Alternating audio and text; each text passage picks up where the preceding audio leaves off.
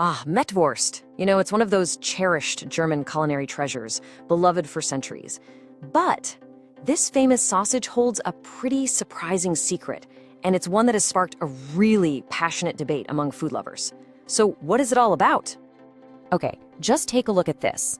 On one side, we've got this soft, almost pate-like spreadable sausage. And on the other, a firm, sliceable one, kind of like a salami. And here's the crazy part. They're both called Mettwurst. This right here is the paradox at the very heart of our mystery. How in the world can two completely different products share the exact same name? All right, here's how we're going to crack this case. First, we'll dive into the Mettwurst identity crisis. Then we'll figure out why we've got two sausages with one name. After that, we'll take a quick tour of the different regional styles, and we'll wrap up with the most important part, how to eat Mettwurst like you know what you're doing. And believe me, people have some very strong feelings about what counts as real Mettwurst. This isn't just a small disagreement, it's a genuine culinary controversy. I love how one food writer put it, it's a tempest in a sausage skin. Perfect, right? And check this out. This quote just captures that passion perfectly. You had people who grew up with that hard, sliceable Mettwurst from northern Germany, and they were genuinely upset, even angry, to find this soft, spreadable version in the market being sold under the same name. To them, it just wasn't the sausage they knew and loved.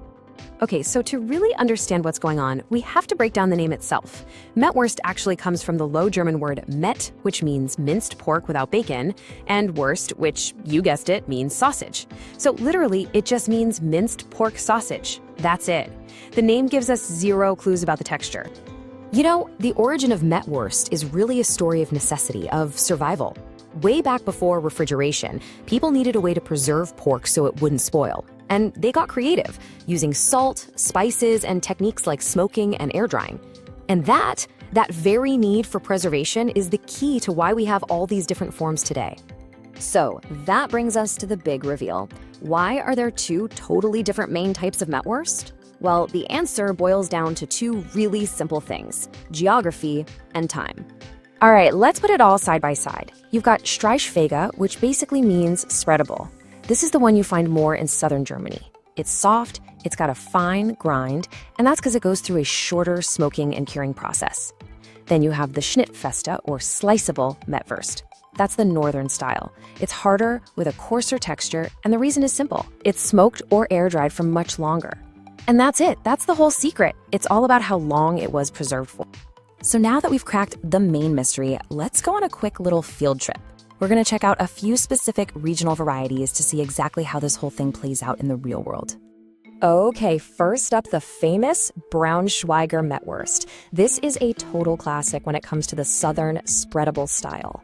It's super soft, smoky, and get this, it's often flavored with garlic and even a little bit of rum, which gives it this amazing, unique taste. Next, let's talk about Westphalian Mettwurst. Now, this one's really interesting because it's a bit of a chameleon. You can find it in both spreadable and sliceable forms. It's famous for its really hearty aroma, and oh man, it's fantastic for adding this incredible depth of flavor to things like soups and stews. And for a really fantastic contrast, check out the Eichsfilder Feldgäger. This is a deeply traditional, very firm, sliceable Mettwurst. I mean, this stuff is air-dried for at least 6 months. And they even use this incredible old-world technique where the meat is processed while it's still warm, right after slaughter. Talk about authentic. Okay, so you've made it through the history and the different regions. Now for what might be the most important part. How do you actually eat this stuff? I'm going to give you some pro tips and, more importantly, one critical mistake you absolutely want to avoid. So how you serve it completely depends on the type you have. If you've got the soft, spreadable kind, it's meant to be eaten raw. Just smear it on some crusty bread or crackers, maybe add some chopped onions, simple and delicious. If you've got the hard, sliceable type, treat it like a cold cut on a charcuterie board. And then there's some sliceable kinds that are meant for cooking. Toss them into soups, stews, or serve them with kale. You can even get creative and use either type in a breakfast hash or on a pizza. And here it is, the number one critical mistake to avoid. Please, whatever you do, never cook the soft, spreadable Mettwurst. It's not meant for that. It's already cured, it's designed to be eaten raw. If you heat it, you're just gonna completely destroy that delicate, amazing texture. It just melts away. Don't do it. So there you have it. The Mettwurst mystery isn't solved with a single, simple answer. It's a story written by region, by necessity, and by tradition. It's all about how people found clever ways to preserve their food. And that kind of makes you wonder, doesn't it? What sort of food mysteries and amazing histories are hiding right there in your own backyard?